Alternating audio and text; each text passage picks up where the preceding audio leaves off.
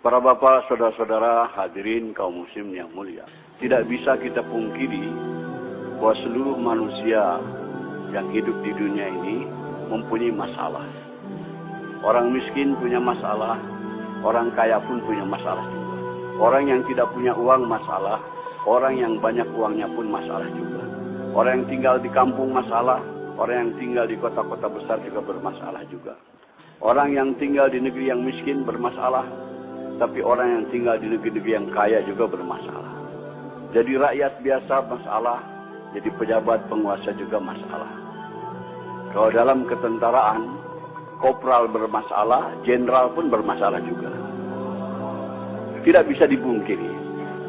Orang yang belum kawin punya masalah, yang sudah kawin pun masalah juga. Yang belum punya anak masalah, yang sudah punya anak banyak pun masalah juga. Yang tinggal di gubuk bermasalah, tapi yang tinggal di rumah-rumah mewah juga bermasalah juga. Allah Subhanahu wa taala mengutus Rasulullah sallallahu alaihi wasallam untuk menyelesaikan segala masalah manusia. Masalah manusia dunia maupun masalah di akhirat. Apa yang dibawa oleh Rasulullah untuk menyelesaikan masalah manusia bukan membawa kekuasaan, bukan bawa jabatan, bukan bawa harta kekayaan, tapi yang dibawa oleh Nabi adalah agama. Jadi agama ini diturunkan oleh Allah untuk menyelesaikan masalah-masalah manusia. Siapa yang mau mengamalkan agama, mentaati Allah, ikut cara Rasul, masalahnya akan diselesaikan oleh Allah Subhanahu wa taala. Orang miskin kalau mau selesai masalahnya, tidak perlu jadi kaya. Sebab jadi orang kaya belum tentu selesai masalah. Tapi kalau orang miskin ikut agama, amalkan agama, pasti diselesaikan oleh Allah masalahnya. Setiap kita ingin kepada kehidupan yang baik, keadaan yang baik. Ini akan tercapai dengan agama. Allah Subhanahu wa taala berfirman dalam Al-Qur'an, "Man 'amila shalihan min dzakarin aw unsa wa huwa mu'min, fala yuhyiyannahu hayatan thayyibah." Barang siapa yang beramal soleh, yaitu taat kepada Allah dengan cara Rasul, baik laki-laki maupun perempuan, dan dia beriman, kami akan berikan kepadanya kehidupan yang baik. Kehidupan yang baik akan datang kepada kita bukan dengan harta, bukan dengan kekayaan, bukan dengan kemewahan, tapi dengan agama. Kalau kita amalkan agama dalam kehidupan kita ini, semua masalah kita diselesaikan oleh Allah Subhanahu wa taala. Begitu juga kehidupan kita bermasyarakat, bernegara. Kalau ingin masalah-masalah selesai dari masalah masyarakat, masalah kenegaraan dan sebagainya, agama juga. Allah berfirman dalam Al-Qur'an, "Walau anna ahlal qura amanu wa taqaw la fatahna 'alaihim barakatim minas sama'i wal ard." Andai kata penduduk suatu negeri itu iman dan takwa kepada Allah, kami akan bukakan kepadanya pintu keberkahan daripada langit dan bumi.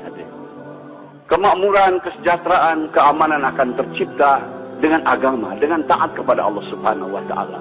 Maka Rasulullah SAW berjuang mati-matian memahamkan kepada umat betapa penting agama ini. Betapa penting agama ini untuk menyelesaikan masalah. Sebab manusia terkeliru, tertipu. Mereka yakin dengan yang zahir. Disangkanya dengan berharta, dengan berkekayaan, dengan berjabatan, dengan pangkat, kehidupan akan nyaman. Tidak, hadirnya mulia. Fir'aun kaya raya, jabatannya tinggi, tapi tidak taat kepada Allah, bermasalah kehidupannya. Karun kaya raya, orang terkaya di dunia ketika itu, tapi tidak mau taat kepada Allah, bermasalah hidupnya. Namrud juga raja dunia, dia tidak taat kepada Allah, bermasalah kehidupannya. Semua masalah-masalah datang kepada kita dari dia taat kepada Allah Subhanahu wa taala.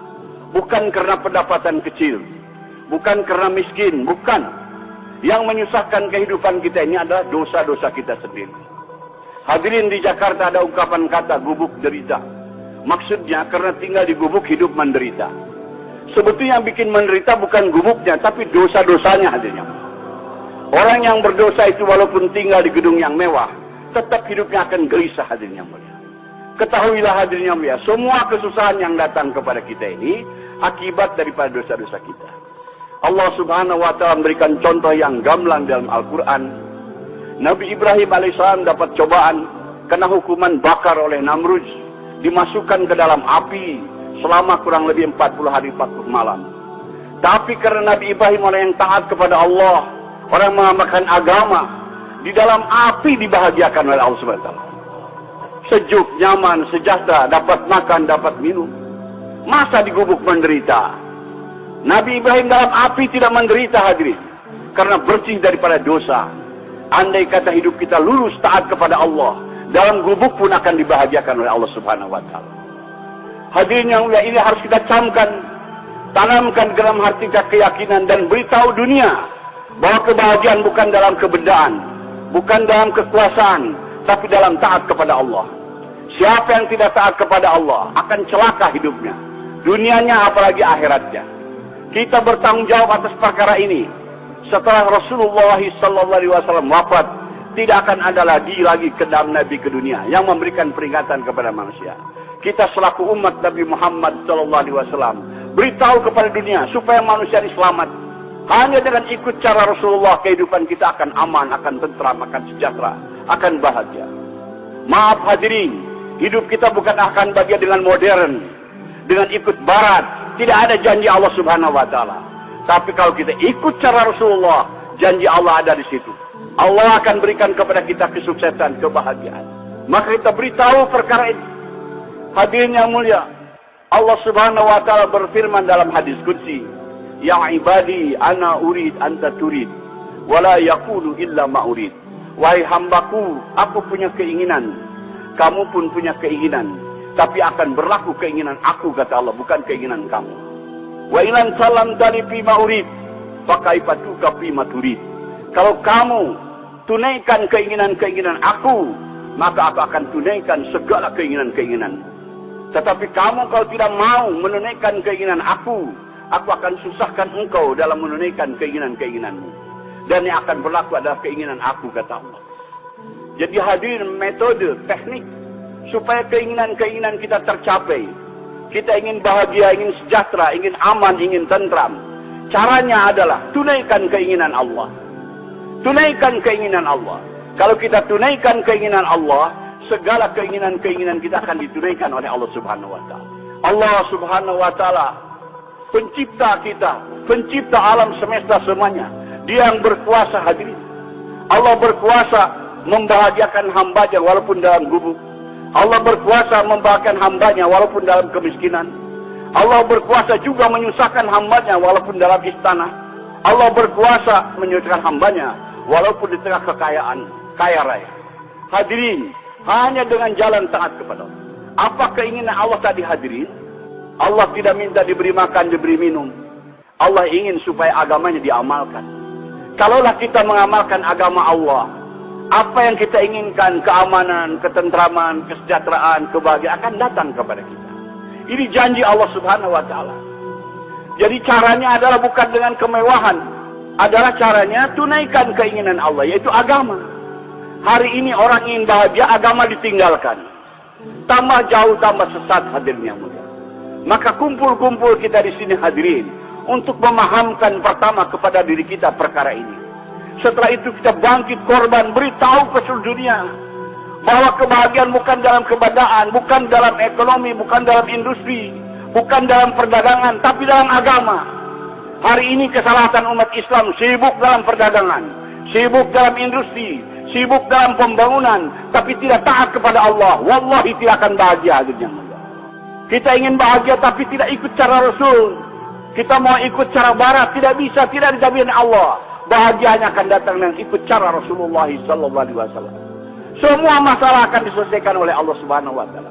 Betapa penting ini agama. Hadirin, segala kesan yang datang kepada kita ini akibat daripada dosa-dosa kita. Maka jalan keluarnya kita tobat.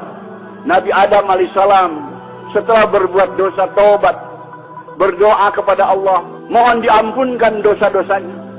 Rabbana zalamna anfusana wa illam taghfir lana wa tarhamna lanakunanna minal khasirin. Ya Allah, ampunilah dosa-dosa. Kami telah menzalimi kami sendiri, telah menzalimi diri kita. Kalau tidak Engkau ampunkan, aku termasuk orang-orang yang binasa, yang rugi. Nabi Yunus berbuat kesalahan, ditelan oleh ikan, berdoa, la ilaha illa anta subhanaka inni kuntu minaz zalimin. Tidak ada Tuhan yang berhak bisa melainkan Engkau, ya Allah. Engkau Maha Suci, aku telah menjalimi diriku sendiri. Begitu kalau ada orang di sini punya masalah, hadirin, datang kepada ulama, ingin supaya masalah itu selesai, biasanya ulama memberikan zikir. Zikir Nabi Yunus, la ilaha illa anta subhanaka inni kuntu minaz zalimin. Baca sekian ratus. Karena kesusahan-kesusahan yang datang kepada kita ini akibat daripada dosa-dosa kita. Subhan